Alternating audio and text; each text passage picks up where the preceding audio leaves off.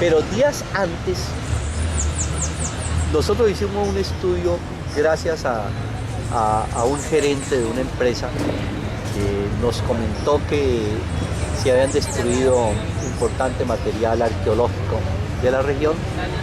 Nosotros hicimos el estudio, fuimos a campo, miramos las coordenadas, logramos conseguir huellas arqueológicas y yo presenté la denuncia en el Congreso Nacional y a los 2 días el Instituto Colombiano de Antropología e Historia ordenó el sellamiento total de todas las obras del proyecto de Argentina. Eso lo hizo el 7 de junio, ¿ya? Antes de las actuaciones del Ministerio, 7 de junio del 2010. Le ordenó al alcalde, el alcalde no fue a cumplir la decisión, nosotros nos fuimos a hacer cumplir la decisión, ¿ya? Era el 11, no se ha cumplido la decisión. Después, cuando se dieron cuenta de la gravedad de las afectaciones, por eso fue que apareció la 1096 y la otra que llama la 1349 de la CAN, suspendiendo obras y la compra y venta de predios. Pero no nos sorprendió que llegó del Estado una decisión diciendo que no se preocuparan porque el mismo Instituto Colombiano de Antropología e Historia 2 días después había levantado la decisión. Y cuando hablamos nosotros, ¿por qué? Por orden presidencial, porque no se puede afectar la confianza inversionista de una empresa que había que garantizarles su seguridad jurídica. Entonces le metió la mano al presidente. Entonces, imaginen todas las investigaciones. La Defensoría del Pueblo suspende la licencia ambiental. El Instituto Colombiano de Antropología e Historia ciérrese todas las obras por la desaparición de huellas arqueológicas. Imaginen un atentado contra el patrimonio nacional. La CAN por destrucción de los ecosistemas, ¿ya? El mismo ministerio por la destrucción de las cadenas productivas. Y entonces, ¿qué nos queda a nosotros? ¿Ya? Después el ministerio comenzó a levantar todas las medidas y las fueron levantando progresivamente. Entonces no nos quedó otra alternativa que fortalecer la resistencia. Y entonces ahí es donde viene, ustedes saben, el famoso paro que duró 17 días, donde inició el 3 de enero precisamente de este año. Y ese paro logró paralizar las obras totalmente durante el 17 días. Claro, hoy en día, al parecer, la misma empresa Impregí lo demandó, la constructora de la obra demandó a Endesa por el cambio del cronograma, por los compromisos que tienen otras compañías. Endesa demanda al Estado, ¿ya? Por $70 millones diciendo que se ha afectado, y ahora Endesa interviene en la Procuraduría contra mí, diciendo que yo soy el responsable de las afectaciones de la empresa, es decir, la resistencia y la favorable porque ha puesto en opinión pública todos estos desastres. Bueno, y el Estado convalida finalmente las reacciones de la empresa transnacional. Pero bueno, entonces nosotros paralizamos eso, el gobierno llama a una negociación, las fuerzas nuestras ya eran muy débiles. Nosotros aceptamos crear unas mesas de trabajo para volver a debatir con la condición de que convocara legalmente una audiencia pública ambiental, porque era el mecanismo por medio del cual se podía suspender definitivamente la licencia ambiental. Pedimos acceso a las obras y entonces el gobierno sacó una disculpa de que nosotros no le habíamos ordenado a unos pescadores que llevan años trabajando en su hábitat natural que se retiraran de su región. Nosotros interpusimos un recurso, demandamos al Estado diciendo que había una invasión por parte de la Multinacional 1242 que establece que 30 metros en los laterales de todos los ríos desde la última creciente son inalienables, imprescindibles e inembargables. Y entonces nosotros, ¿cómo nos íbamos a vivir contra la ley y la Constitución diciéndole a las personas que se retiraran de la zona? Y entonces el Estado, con ese pretexto, entonces dijo que no asistirían las mesas.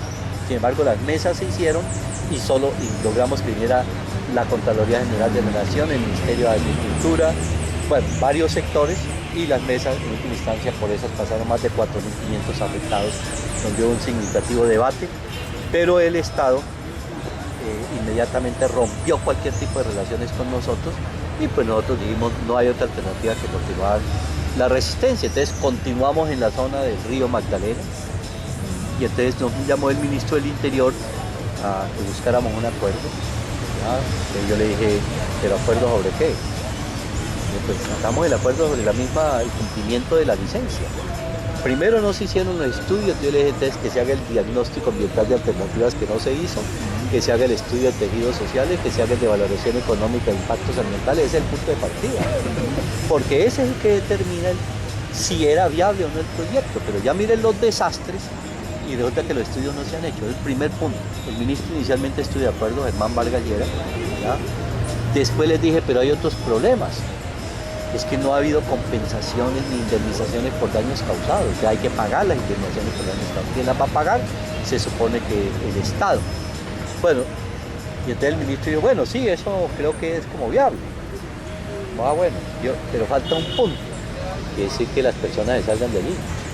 Pero, ministro, aquí le dejamos a usted que actúe sobre 1242, porque es de su competencia proteger, un amparo policivo para proteger a sus pescadores, porque la empresa ha invadido los predios 30 metros legales. Nosotros dejamos escrito eso.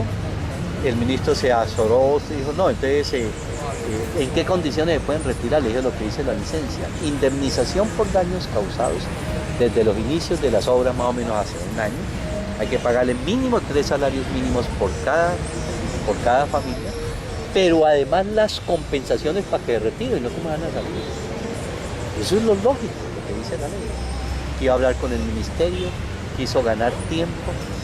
Mientras tanto nosotros hablamos con el Observatorio Internacional de Paz, con la prensa internacional.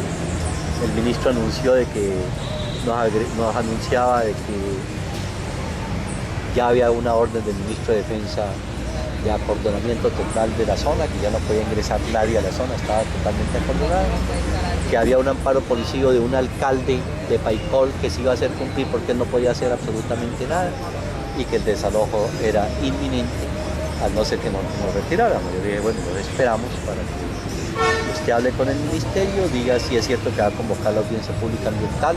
Después llamó mintiendo que había avances para la convocatoria de audiencia.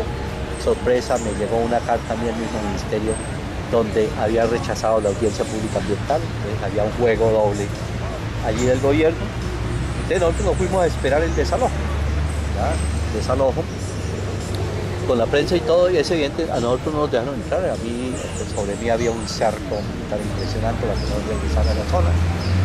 Observatorio Internacional de Paz no se dejó entrar, la prensa internacional no se dejó ingresar, y solo dejaron ingresar unos periodistas que tenían el carnet del Ministerio de Cultura, que fueron los que lograron entrar hasta tardíamente a la zona. Bueno, después de que se produce el desalojo, pues ustedes saben, había el batallón energético número 12, 1200, el SMAT, y habían metido hasta contra milicianos. Tranquilo, ¿Qué quiere? Pero no, está bien. Estamos pasando la versión.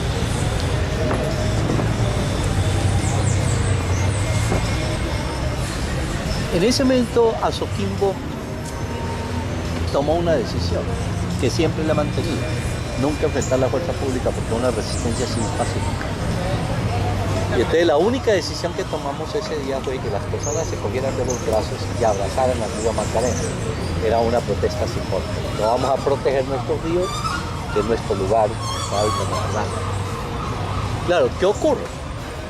Logramos que por dentro estuviera un reportero, Bruno Federico de Italia, y gracias al reportero y a algunos amigos de la prensa que lograron ingresar, lograron filmar el atentado del Estado.